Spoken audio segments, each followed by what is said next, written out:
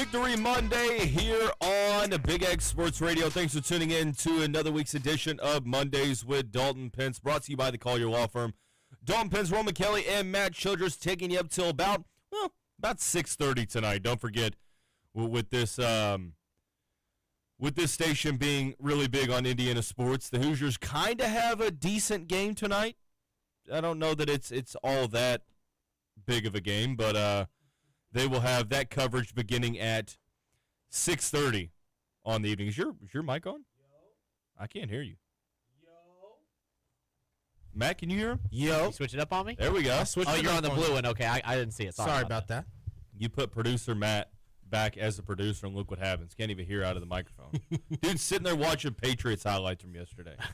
I'm not watching Chargers highlights, I'll tell you that. Hey, our Cancun 7-on-7 was elite last night, dude. Instagram Live, watched the 7-on-7. Did you get everybody on a boat together? No, I told the offensive line to stay back. Oh, okay. That's not going to happen. Well, they're not going to listen to what they need to do anyway, so. Anyways, go ahead and play Marvin's Room, Matt.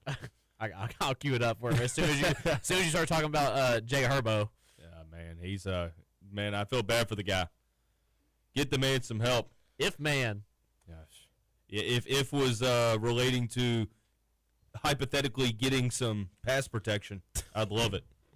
But hey, man, Victory Monday. Victory Monday. Basketball got in the win column. You know what's crazy is that Louisville got off to such a hot start Saturday that the game got boring. Well, the game didn't even. You couldn't even really watch it until Florida State Wake Forest game.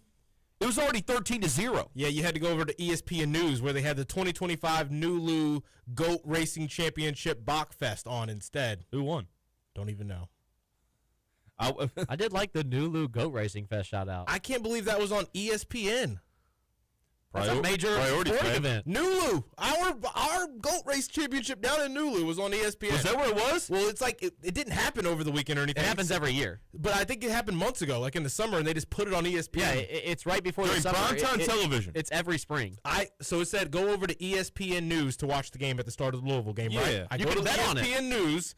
You can bet on the goats. I'm watching Louisville play, and the title of the broadcast on ESPN News is 2025 Nulu Bachfest Goat Racing Championship. So their programming team was like, okay, well, guys, we need something to fill the air. You remember that Nulu goat race? Remember that crazy goat race in Louisville down in Nulu? Air that, bro. Louisville fans won't know the difference. You guys don't know about this? I know about it. I thought it was like a for fun thing. Like you could just go pick which goat you think is going to win. These guys are serious. It's a serious sporting event. You know they trashed off leading the whole week up. Yeah, it's like supersized goats. Their legs are all muscular apparently. It's like the Family Guy with the pigs. Have you watched Family Guy? You Family Guy? Yes, of course.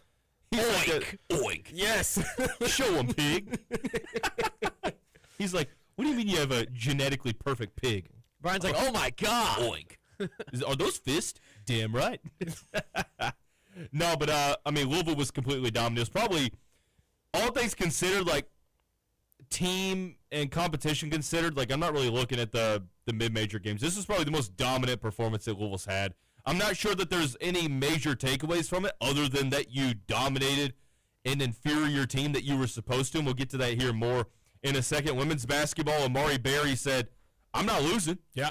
And, when Louisville went down by 5, I went into the other room because my dogs were messing the bed up and just pulling at the mattress topper. And I come back, and Amari Berry is shooting free throws to tie the game to go into overtime.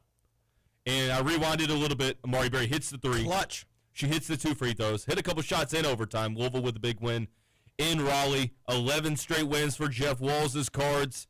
Top 10 in the net ranking. I looked at bracketology today. They're 2. Huge. I mean, it was a great weekend per se, but they're kind of exceeding expectations. Oh, 100%. I think that this is still a team that's fairly young, right? I mean, Amari Berry and Taj Roberts are only sophomores. Yeah. You do have some veteran pieces that you brought in via the portal, which is nice. Laura Ziegler, Raina Scott, Skylar Jones and company. But the major news on Monday, Michael Brown Jr. gave us an update. Yep. Some people were like, oh, my goodness, thank goodness he delivered it. Some people were like, not really not really informing us much.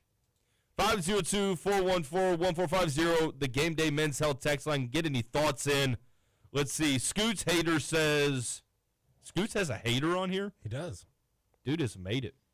I know Pitt is straight dog turds, but putting up 100 on a Power 5 team is still impressive. It is. I agree that it is. Michael says this. One step closer. Been working extremely hard to get back as soon as possible, and after great news, I will be practicing this week. See y'all soon. Initial thoughts when you saw it. What's running through your mind like momentarily? Not after you've thought about it for a couple hours. At 11 a.m. this morning, when you saw that tweet or whenever you saw it, what were your initial thoughts? About time. Okay. I'm just kidding. I mean, not really though. I mean, for a personal fan extent, like, oh, finally. Like it was relief, not like relief. Yes, Michael. I immediately saw the Pat Kelsey quote at the same time of seeing the tweet, and it was kind of like, Michael sounds a little bit more certain and sure than Pat Kelsey does. I think Pat just left the door open. Yeah, right. he knows anything is subject to change. Is my mic on? Yeah, he might be too low there. I was about to say I couldn't really hear myself. Could you imagine this whole time Mike was not even on? It's just you and Matt going back and forth. But it was relief. It was finally good to see, Michael himself saying this, getting us a little bit of certainty from the player himself on what the at least practicing aspect for him is right now. If you go 3 or 4 full days of practice, you ideally should be good to go for a game. So good chance he's playing again this Saturday. Matt? You think Saturday? Hold on. You think Saturday? I do. Here's my thing about this. First off, I kind of want to go back to the wording of this tweet. Maybe I'm looking into this too much, but 3 words here. After great news. What does that mean? For me, it could be one of 2 things. Number 1, he either got more scans and everything was clean, or he got cleared by the doctors. Now, I don't want to speculate too much, but, what does it mean after great news? Because he didn't just find out that his back was feeling better, right? I mean, it seems like he was waiting on something, whether that was more scans, whether that was to get cleared. I don't know. But after great news is something that kind of caught my eye on the initial tweet. I thought it was a little bit interesting. You never know, right? You never know what the actual certainty is around truly aligning for something like that. I think that he's not at least right now. He's not out for the season though. That's no, exactly. And doctors are, but we knew that the MRI was good. We knew that the doctor tests were good. So I guess he got cleared from. It had to be like a clearance thing. Now, good news. I don't want to speculate too much into it. I just found it interesting that it said after good news. Yeah. What did you find out? Yeah, right. That's weird because it doesn't feel like back spasms. Do you not think with how cautionary, how much precaution they've taken with this whole recovery, you don't think that it's still going to take, even though he's practicing, you think it's going to take some time to ease him back in? Until I see him on the court, on the court playing, not just warming up, but playing, I think Virginia Tech just feels a little too soon for me. Because I think they're going to ease him back in. I do too, but what was he doing the last 2 weeks?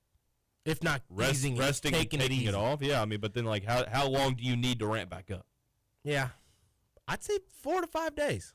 And remember, it's because and don't get me wrong, back injuries are tricky. The recovery, sometimes there's not an exact timetable, so you kind of have to go on just how a player's feeling. Yeah, pain not threshold. sprinting in between to test it. But it sounded like they kept him out of the Tennessee game because of precaution, right? Yeah. And they did the same thing with Montana, and he